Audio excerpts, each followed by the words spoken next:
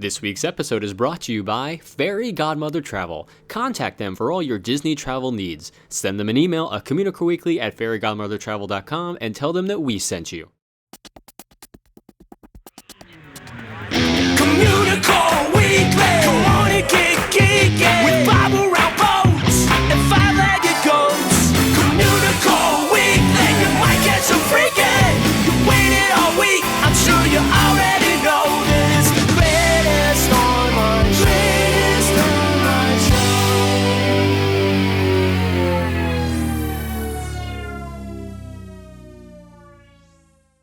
Hello and welcome to Communicore Weekly, the greatest online show and home of the world's first pair of independently born identical twins.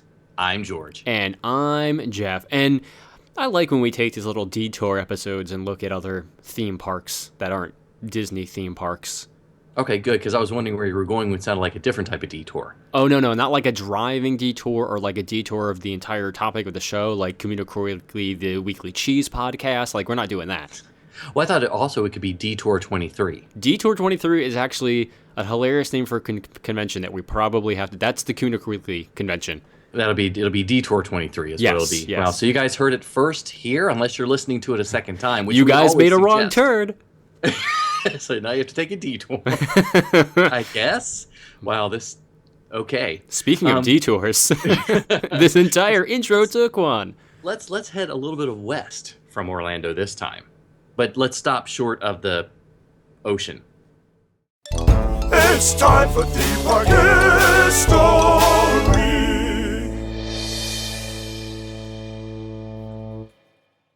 When we started to look at researching the histories of Busch Gardens Tampa and Busch Gardens Williamsburg, we realized that the two theme parks are a small part of the overall SeaWorld Parks and Entertainment Company, which operates 12 properties across the country, and 5 of them alone are in Florida, which is a lot in one state. And they have a very rich history that dates back over 100 years. But before we get started with the theme park business, we have to look at the Anheuser-Busch Company and its rise. You mean like yeast? I mean, kind of. You want to make bread puns, that's fine too. Yeah, bread. Okay. So the story starts back in St. Louis in 1852. George Schneider opened the Bavarian Brewing Company, and it went through a few expansions and then some financial difficulties. In 1860, it was sold to a local pharmacist named William Doench, we're not quite sure, and a German-born soap maker named Eberhard Anheuser. And in 1869, Doench was bought out by Adolphus Busch, who had emigrated from Germany in 1857 and married Anheuser's daughter Lily in 1861. Now, Adolphus would make a lot of changes that would cater to the company's success. He was the first American brewer to use pasteurization, which actually kept beer fresh, which obviously we all want fresh beer. He also introduced a mechanical refrigeration and refrigerated railroad cars. And they were also the first to bottle beer, which, with the ability to transport it via rail, it increased the demand for American beer. And Budweiser, which was introduced in 1876, was considered the first national beer. Okay, so Eberhard Anheuser passed away in 1880, and the Busch family took total control of the company, with Adolphus becoming the president. And the company would be named the Anheuser-Busch Brewing Association. The company would survive the Prohibition movement by making brewer's yeast, ice cream, malt extract, and Bevo, or Bevo probably, a non-alcoholic malt beverage. In 1959, Anheuser-Busch created the Busch Entertainment Company to run the Busch Garden park located outside Tampa, near its brewery. They offered tours of the facilities and free samples, which, of course, who doesn't like free samples of beer? The park near Williamsburg opened in 1975 near the brewery and was more of a theme park from the very beginning. The Tampa park would grow into a theme park over the years. In 1889, Anheuser-Busch purchased the SeaWorld parks from publisher Harcourt Brace Jovanovich. This also included the boardwalks and baseball, which I know a lot of people remember fondly still, but unfortunately those all closed immediately. And Cypress Gardens, which they sold in 1995, which would eventually become Legoland. Okay, so in 2008, the Anheuser-Busch companies, including many breweries across the globe, would be bought by InBev, a Belgian-Brazilian brewing company. And in 2009, the theme park division was sold to the Blackstone Group, and SeaWorld Parks and Entertainment was formed. Blackstone bought the parks for $2.7 billion, and part of the deal included keeping the Busch Gardens name for the Tampa and Williamsburg properties in perpetuity. So, how did Anheuser-Busch get into the theme park business? Well, we have to travel to 1904 and visit Pasadena, California to find that out. Adolphus and Lily arrived at Pasadena in their 80-foot long Pullman car. They rented 10 rooms at the Hotel Raymond, and it was announced a few weeks later that they purchased a property overlooking the Arroyo Seco Canyon. And they built an English-style mansion as their winter home on the 2 acres there. But they also had primary residence in St. Louis, a home in Cooperstown, New York, and a retreat near Weisenbaden, Germany, that was called Villa Lily. So the property was based on a ravine and needed a lot of work to create the terraces. And eventually, Busch Gardens, as it was known in the early 20th century, would encompass the upper gardens, the lower gardens, and the annex. The upper gardens were 14 acres of very formal Victorian gardens that were actually open to the public in 1906. The 16 acres of the less formal lower gardens were opened in the late spring of 1906. Lily wanted to recreate a fairy tale garden similar to their villa in Germany, and it included many fairy tale figurines and settings. Both the upper and lower gardens were open 7 days a week, free of charge, by July 1909. The lower gardens would become a very popular spot. Film companies actually loved the wooded setting they had there. Frankenstein, The Adventures of Robin Hood, and Gone with the Wind, they all had filming locations there. And there were also Easter egg hunts for orphans and fundraisers. They also had dog shows, carnivals, concerts, and a political rally or two. The annex was an 11-acre parcel that had its own deer park and gardens when Adolphus bought it in 1910. It was, at the time, it had California's largest home, and it was built in 1891 for Professor Thaddeus Lowe, which is a great name for a professor. Yes, it is. It was a 24,000 square foot home. And that home eventually would serve as accommodations for the extended Busch families and was the site of the very lavish 50th wedding anniversary of Adolphus and Lily. Sadly, Adolphus passed away in Germany in 1913, and his wife offered the land to the city of Pasadena multiple times, and each time the city refused because of the cost of maintaining the gardens. So the 36-acre property was subdivided in 1936, and the original Busch Gardens was closed in 1938. Obviously, the Busch family would open up the Tampa brewing facilities for tours, and that would be the genesis of the Busch theme parks. Still, each one of these parks, really needs a history of its own because they're so extensive. But for the rest of this segment, we're just going to take a look at the other 2 properties that Busch opened and then sadly had to close. In Van Nuys, California, which is about 20 miles west of Pasadena, where the original Busch Gardens was, Anheuser-Busch opened a brewery in 1954. So after the success of the Tampa facility in 1959, which offered a beer garden and bird sanctuary, Anheuser-Busch decided to offer the same at the Van Nuys facility. So in 1966, Busch Gardens Van Nuys, I keep saying that differently, we'll just call it Busch Gardens Los Angeles, Fair enough. was opened on a 17-acre cabbage patch adjacent to the brewery. The perfect place for a theme park. Exactly. So just like Tampa, a beer garden and bird sanctuary were offered first. And as the popularity grew, they expanded with an additional 5 acres. And part of the expansion included a monorail that snaked around the grounds and actually through the brewery. In addition to the attractions, the biggest draw was the free beer, because again, who doesn't love free beer? Busch's policy was that visitors can get 2 10-ounce glasses at each of the 5 pavilions on the property. My mind is blowing right now because that's a lot of free beer. A lot of beer. That is a lot of beer. So based on the research, there was no fee at first, and at some point, probably around the expansion they did in 1972, there was a $1.75 admission fee that eventually would triple before the park closed. So there were 2,000 birds that represented over 25 different species, including, because we love our lists, flamingos, toucans, macaws, storks, swans, herons, egrets, penguins, and more. There were bird shows, bird-focused tours and educational opportunities centered around birds. But the park wasn't all for the birds. I see what you did there. Yeah, so clever. So besides the monorail, which pretty much circled the whole park and the brewery, there were some other attractions as well. The Yahoo Flume Ride was one of the most popular attractions and eventually wound up at Great Escape Amusement Park in New York. Couldn't find a real confirmation, but we're assuming it was an arrow log flume ride. And there was also a speedboat ride and the Tropical Cruise. So, sadly, the park costs couldn't keep up with the dwindling attendance. People still came for the free beer, but the 1972 expansion cost over $4 million, and the crowds never really materialized. The park was officially shut down in 1976 and operated as a, quote, sales promotional facility, end quote. Beer samples were still free, and there was a $1 charge for parking and $1 charge for the Tropical Cruise boat ride, which toured the various habitats. And the birds became the primary focus in 1977, and Busch Gardens Los Angeles operated as a bird sanctuary. So you could still tour the brewery, which featured a recorded narration by Ed McMahon, and you could take the Tropical Cruise boat ride.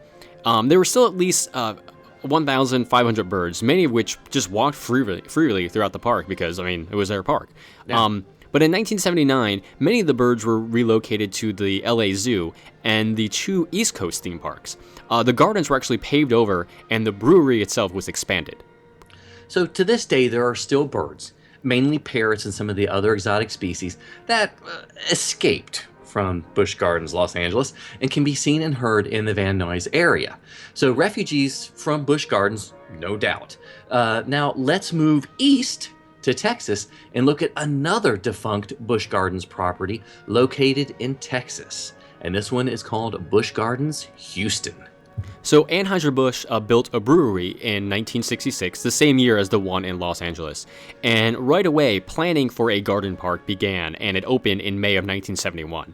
And, this was an $11 to $12 million park that spanned 40 acres, 12 of which alone were just dedicated to parking. That is a lot of parking. Yeah. And they offered a lot of similar attractions to the other counterpart. And the overall theme of the Busch Gardens Houston was, this is a great one, guys, Asia. Yeah, because that totally makes sense in the middle of Texas. Totally, except for the part that had penguins and polar bears. Yeah, so one of the two main attractions was a boat ride that actually covered 2/3 of the park. It included passages through the ice cave, which obviously where the penguins were, and the free flight aviary. The boat ride actually took you by islands that had monkeys, elephants, deer, Bengal tigers, rhinoceros, bears, and cat cubs, which we're assuming are like lion cubs, but I never got confirmation. And there were also antelope, yaks, camels, and lesser pandas. What does that mean? I have no idea. I was thinking they just maybe, were less one color than the other. Doesn't matter.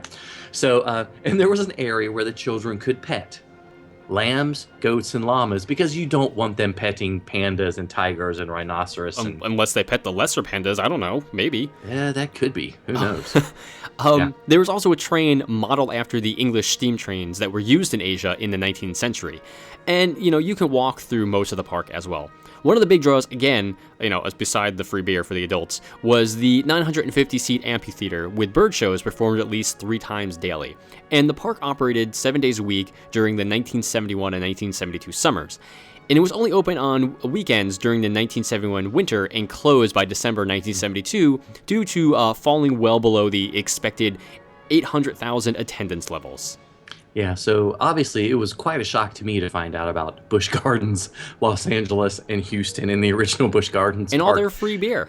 And everything that they had, yeah. So, but we're going to take a breather for a couple weeks and come back with more stories about Busch Gardens, Tampa, and Williamsburg. But we want to know what you think. Or did you ever get a chance to visit Busch Gardens, Houston, or Busch Gardens, Los Angeles? We want to know what you maybe think about those parks. Give us a call on the Communicore Weekly Goat line at 424-785-4628. That's 424-785-GOAT. He's a nerd, he's a geek, but we all like to hear him speak. So listen up to the words from his speech. It's George's Book of the Week. Okay, so Jeff, did you ever read a book that you'd wish you'd written? Yes, all the time. Okay, good. That's all we need to know about. So, that's it. Oh no, just kidding. We'll keep going. So, this week's book is The Hidden Histories of Walt Disney World, 2nd edition, by Kevin Yee. And he did release this book last year, unfortunately in 2014, but with the Christmas releases that we got from Disney, it sort of slipped and I forgot to review it. But this is one of those books that I wish I had written. So before I get too involved with the review, if you love trivia and history of Walt Disney World, then you need to pick up this book. Reason number 1. Reason number 2, if you love the 5-legged goat segment of our show, then you need to pick up the book. And I'll end the review segment with the 3rd reason, sort of, I hope. So, unless Jeff confuses me. I'm confused already. I know, that's fine. So, Yee has been writing about the Disney company since 2000, and he's been writing and publishing books since 2004. And we reviewed his earbooks that he's done over a couple of shows, and they're really works that are going to be priceless in a few years for Disney enthusiasts and Disney historians. And Yee also wrote Mousetrap, which was a memoir of his time spent working as a Disneyland cast member. And it's quite insightful, very humorous, and I will never ever stop laughing about clam chowder, but you got to read the book. That's all. So if anyone is qualified to write a book about the hidden history of Walt Disney World, then it is Kevin Yee. He visits the theme parks many times a month, if not every weekend, and he is incredibly quick to pick out the new hidden details that a lot of us miss. So Yee's book is on the resort, Walt Disney World Resort, is divided among the different parks, of course, and other areas as well. The largest section is devoted to the Magic Kingdom, which makes the most sense since the Magic Kingdom is the most detailed, the most layered, and the oldest of the parks. And so Yee goes land by land and attraction by attraction and offers a color photo more to place the detail in your mind, along with a very thorough history of the detail. And, Yee goes a bit further than most Disney guides, and he's able to tie the entire history of the Disney company, as well as its many arms, into the specific item detail. And, Yee can he often delves into the rationale behind the history, offering even more insight than you'd normally get. And he offers more than just the details of the tribute as well. He'll, sometimes tackle, who was the designer and maybe what the designer was thinking about. For instance, Imagineer Jason Grant designed the colorful banners that hang outside of Innoventions. And he added a shape of stairs to the banners to honor the stairway that's in the People Mover at the Magic Kingdom. The one that's on the load platform that sort of seems to go nowhere. Jason had been obsessed with them since he was a child and found the chance to include them in the banners, sort of make one of his dreams come true.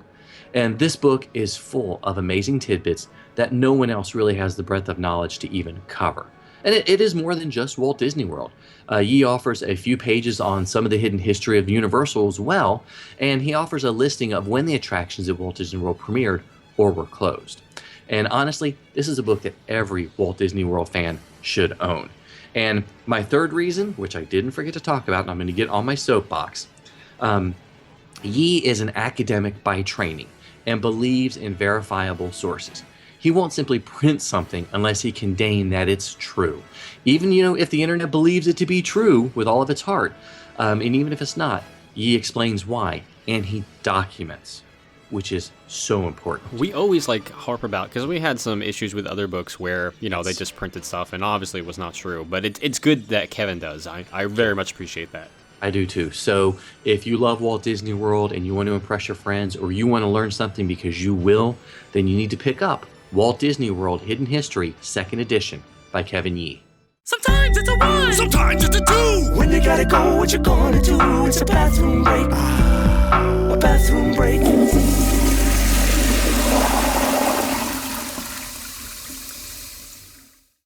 Have you wanted to use your own room to use the bathroom? Not like your own like personal bedroom where I should rephrase that. Okay, let me start that again. Okay, have you ever wanted your own room to use the bathroom? Okay, that sounds better. Did it? I hope so. It's a bathroom break. It's fine. Okay. So in some spots of Disney, you can have your own room. And one of those, the bathrooms are just off the Grand California lobby in the Disneyland Resort. They're that. As you make your way to downtown Disney, they're on your left-hand side.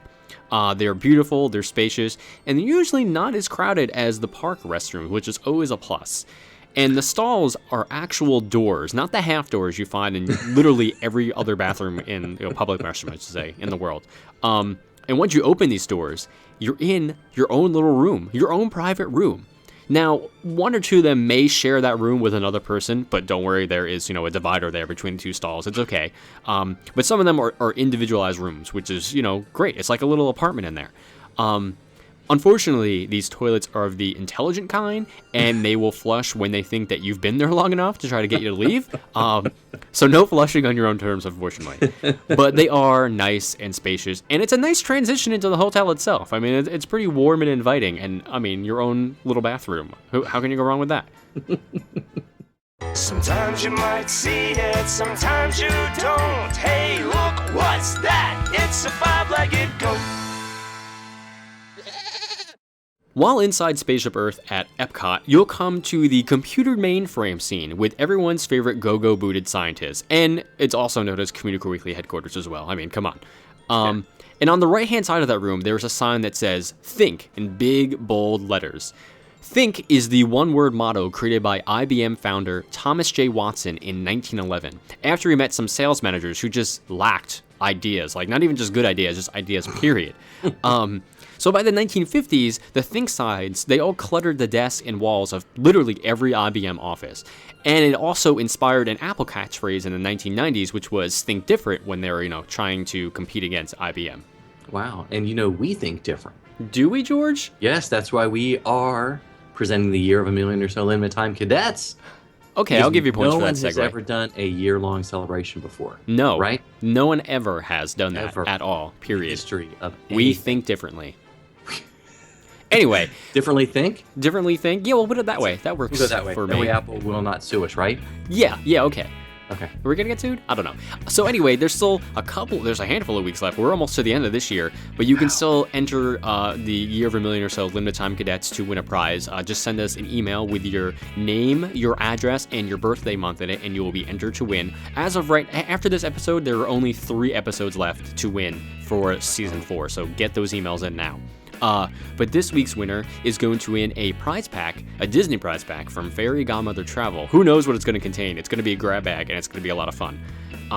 But the winner this week is Kylie J from Camas, Washington. Yay? I don't know. We're I think I said excited it wrong. that she won, but we're not excited because of, once again, we don't know how to pronounce something. But hopefully somebody will tell us. So Kylie J, yay! Hooray! Congratulations. I'm excited you won. But again, I just don't know how to pronounce Camas. Camas? You're from Washington. That's all we know. And the Washington up on the West Coast. Yeah, not DC. District of Columbia. The one near exactly. me. Wow, okay, so there's still time that you can enter. Don't forget to email communicoreweekly@gmail.com and enter the contest. So Please do. Thank you guys so much for watching and listening to another episode of Communicore Weekly. Leave us a comment on YouTube or rate us on iTunes or whatever. However you listen to the show, we want to hear from you and what you thought about this episode. Okay, yep, and email us again at communicoreweekly@gmail.com to enter the contest or just say Sup Corey. You can also like us on Facebook at facebook.com/Communicore Weekly. Follow us on Twitter and Instagram. I'm at Imagine Nerding. He's at Jeff Heimbuck. And of course, give us a call on the Communicore Weekly Hotline at 424-785-4628. And visit the Communa store on our website, which is communicoreweekly.com, where you can buy some awesome t-shirts. And if you want your official cadet membership card or Communicore Weekly sticker, send a self-addressed stamped envelope to Communicore Weekly, P.O. Box 432, Orange, California, 92856. And you can always visit patreon.com/Communicore Weekly to help support the greatest online show. And for Jeff Heimbuck, I'm George Taylor. And for George Taylor, I'm Jeff Heimbuck. Thanks so much for listening, guys and gals. We'll see you next time on Communicore Weekly, the greatest online show.